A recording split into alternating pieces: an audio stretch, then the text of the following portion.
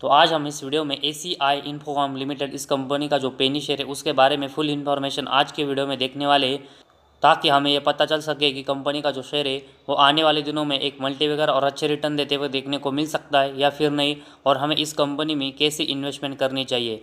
तो इसके लिए कंपनी के रिलेटेड जो इंपॉर्टेंट डिटेल्स है उसके बारे में हमें यहाँ पर इंफॉर्मेशन देखनी पड़ेगी, जैसे कि कंपनी के प्रॉफिट एंड लॉस स्टेटमेंट में कंपनी कैसा परफॉर्मेंस कर रही है, कंपनी के कैश फ्लोज कैसे है, साथ ही में कंपनी का जो प्रमोटर है उनके पास कंपनी की कितनी हिस्सेदारी और कंपनी के ऊपर जो बोरिंग्स है वो कैसा है, वो सब हमें यहाँ पर देखना पड़ेगा। और उसके बाद ही हम ये एनालिसिस कर सकते हैं कि कंपनी के फंडामेंटल स्ट्रांग है कि नहीं और हमें इस कंपनी में इन्वेस्टमेंट करनी चाहिए या फिर नहीं। तो सबसे पहले हम कंपनी के बिज़नेस के बारे में देखेंगे। तो कंपनी IT सॉफ्टवेयर से रिलेटेड जो बिज़नेस है उसमें काम करती है, तो एक अच्छा बिजनेस कंपनी का देखने को मिला है।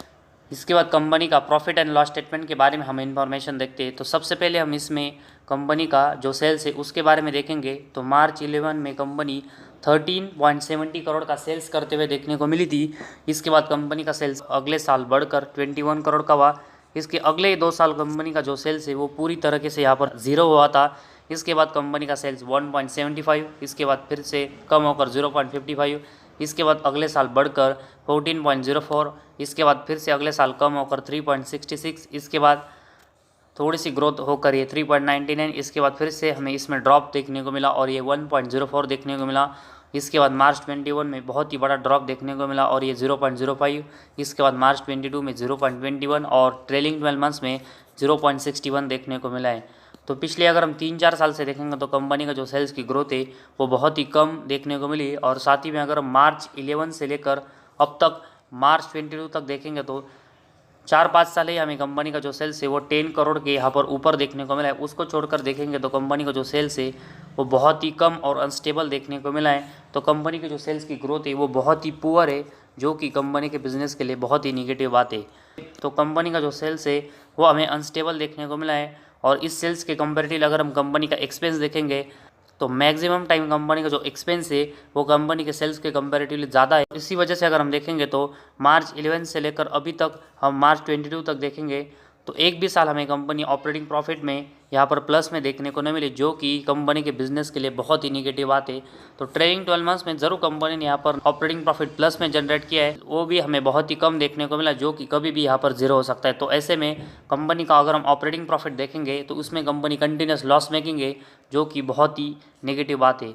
और उसके साथ ही में कंपनी का ऑपरेटिंग प्रॉफिट मार्जिन भी देखेंगे तो ये भी हमें मार्च 11 से लेकर अभी तक मार्च 22 में सभी साल यहाँ पर माइनस में देखने को मिला है। तो कंपनी का ऑपरेटिंग प्रॉफिट और ऑपरेटिंग प्रॉफिट मार्जिन ये कंपनी के बिजनेस के लिए बहुत ही निगेटिव और लॉस मेकिंग देखने को मिले, जो कि इसकी वजह से हमें कंपनी का जो बिज़नेस है वो बहुत ही ख़राब देखने को मिला है।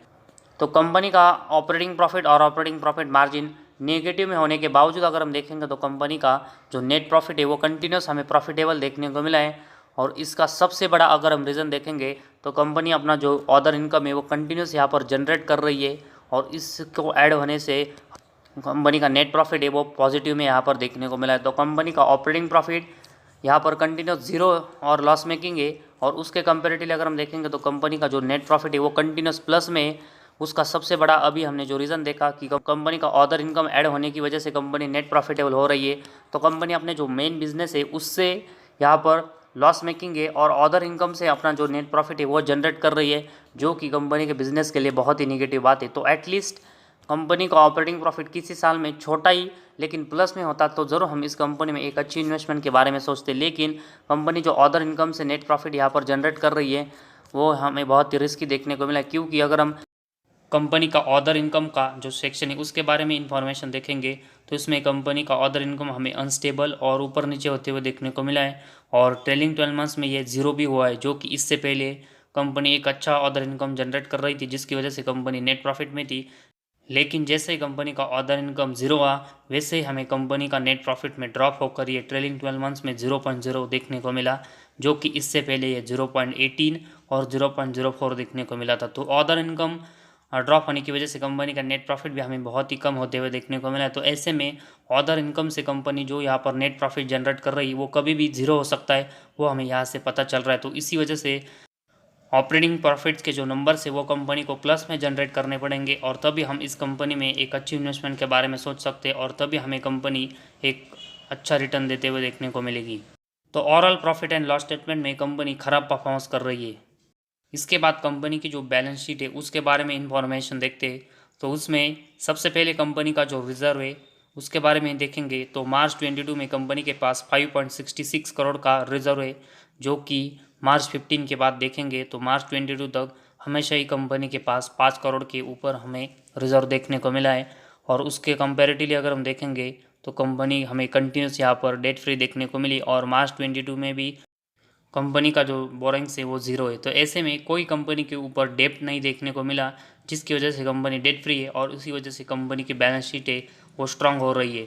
तो इस कंपनी की बैलेंस शीट स्ट्रांग देखने को मिली है और कंपनी जो डेट फ्री है उसकी वजह से कंपनी को कोई यहाँ पर इंटरेस्ट रेट चुकाना नहीं पड़ रहा है, जिसकी वजह से कंपनी के नेट प्रॉफिट के ऊपर बहुत बड़ा इम्पैक्ट हो।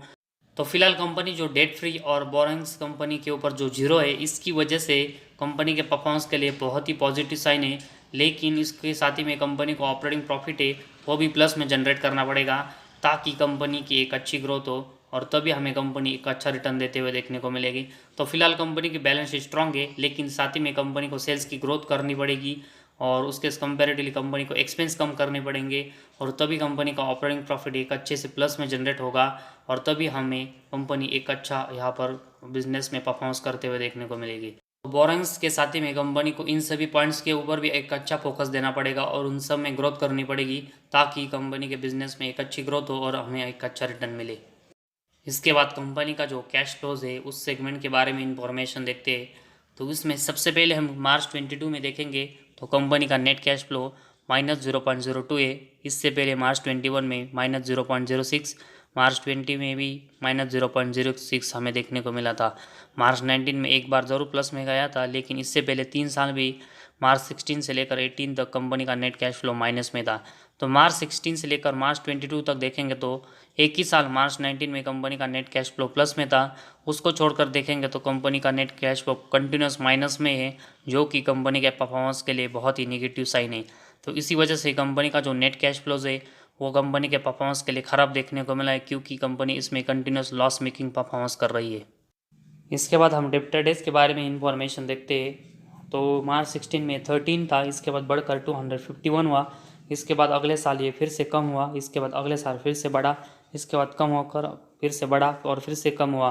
तो ऐसे में मार्च 16 से लेकर मार्च 22 तक देखेंगे तो कंपनी के जो डेब्टर डेज है वो एक साल कम होते हैं, लेकिन उसके अगले ही साल बढ़ते हैं, जो कि अनस्टेबल परफॉर्मेंस है। तो कंपनी को ये ज़रूर कम कर रही है, लेकिन कंपनी को ये कंटिन्यूस कम करके रखना पड़ेगा, तभी कंपनी के एक अच्छी ग्रोथ होते हुए देखने को मिलेगी। लेकिन फिलहाल कंपनी का जो डेब्टर डेज अनस्टेबल है उसकी वजह से कंपनी के परफॉर्मेंस है वो भी अनस्टेबल हो रहे हैं, जो कि कंपनी के परफॉर्मेंस की नज़र से निगेटिव पॉइंट है। और वही अगर हम इसके बाद कंपनी की इन्वेंट्री डेज देखेंगे तो ये मार्च 22 में 671 है, जो कि 20 में 229 थे। इससे पहले 506, 322 और 98 थे। तो मार्च 17 के बाद अगर हम देखेंगे तो कंपनी का जो इन्वेंट्रीज है वो कंटिन्यूस बहुत ही ज़्यादा है और इतने नंबर्स में किसी भी कंपनी का अगर इन्वेंट्रीज होता है वो कंपनी के परफॉर्मेंस के लिए बहुत ही निगेटिव बात है, जो कि इस कंपनी के बारे में अभी हमें देखने को मिला है। तो ऐसे में कंपनी को अपने जो इन्वेंट्रीज है वो कंटिन्यूस यहाँ पर 100 के नीचे रखने पड़ेंगे और उसके साथ ही में कंपनी का जो डेब्टर डेज है वो जो बहुत ही अनस्टेबल है वो भी कंपनी को स्टेबल करके नीचे लाना पड़ेगा, तभी कंपनी की ग्रोथ होते हुए देखने को मिलेगी। लेकिन ऐसा अभी हमें देखने को नहीं मिला है। इसके बाद कंपनी का जो शेयर होल्डिंग पैटर्न है उसके बारे में हम इंफॉर्मेशन देखते हैं। तो सबसे पहले हम इसमें प्रमोटर की हिस्सेदारी देखेंगे। तो सितंबर 22 में प्रमोटर के पास 22.88% की शेयर होल्डिंग है और उसके कंपेरेटिवली अगर हम देखेंगे तो पब्लिक के पास 77.12% की हिस्सेदारी, जो कि एक मेजॉरिटी स्टेक पब्लिक के पास है। तो कंपनी के जो ज़्यादातर हिस्सा है वो पब्लिक के पास देखने को मिला है, जो कि कंपनी के बिजनेस और परफॉर्मेंस की नज़र से बहुत ही निगेटिव पॉइंट है। तो ओवरऑल एशिया इन्फोकॉम इस कंपनी के बारे में अभी तक हमने जो भी इंफॉर्मेशन देखी है उसमें कंपनी के पॉजिटिव पॉइंट से ज़्यादा हमें मैक्सिमम नेगेटिव पॉइंट देखने को मिले, जिसमें कंपनी अपने मेन बिजनेस मतलब ऑपरेटिंग प्रॉफिट से प्रॉफिट नहीं जनरेट कर पा रही और लॉस मेकिंग उसमें कंटिन्यूस है। साथ ही में ऑपरेटिंग प्रॉफिट मार्जिन कंपनी का लॉस मेकिंग है।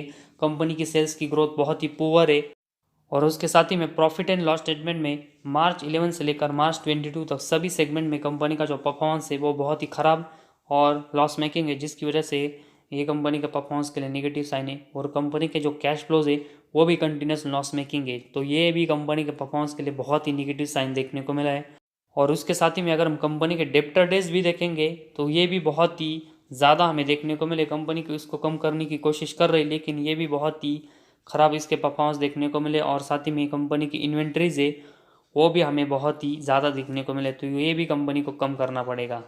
और इन सभी रीज़न की वजह से हमें एफ और डी जैसी इन्वेस्टमेंट है वो इस कंपनी में इसीलिए देखने को नहीं मिली क्योंकि कंपनी अपने मेन बिजनेस से ऑपरेटिंग प्रॉफिट से यहाँ पर नेट प्रॉफिट जनरेट नहीं कर पा रही है, जो कि किसी भी कंपनी के परफॉर्मेंस के लिए बहुत ही नेगेटिव साइन होता है। और अभी हमें इस कंपनी के बारे में यही देखने को मिला है।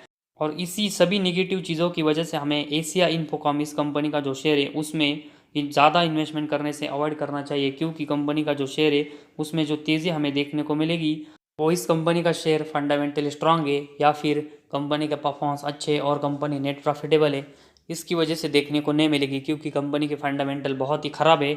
और इसी वजह से दूसरे और रीज़न की वजह से कंपनी का जो शेयर है वो हमें अच्छे रिटर्न देते हुए देखने को मिल सकता है, लेकिन वो भी रिटर्न है वो शॉर्ट टर्म के नज़रिए से होंगे और इसके बाद कंपनी के शेयर में हमें फिर से डाउनफॉल देखने को मिलेगा। क्योंकि जब तक कोई भी कंपनी अपने फंडामेंटल स्ट्रांग नहीं करती तब तक हमें किसी भी कंपनी में ज़्यादा दिनों तक यहाँ पर अच्छी तेज़ी और अच्छे रिटर्न देखने को नहीं मिलते। तो इसी वजह से इस कंपनी में ज़्यादा इन्वेस्टमेंट करने से हमें बिल्कुल अवॉइड करना चाहिए, जिस तरह कंपनी के परफॉर्मेंस अभी देखने को मिले। तो फिलहाल आज हमारे इस वीडियो में बस इतना ही। अगर आपको हमारा वीडियो पसंद आया तो इस चैनल को ज़रूर सब्सक्राइब कीजिए।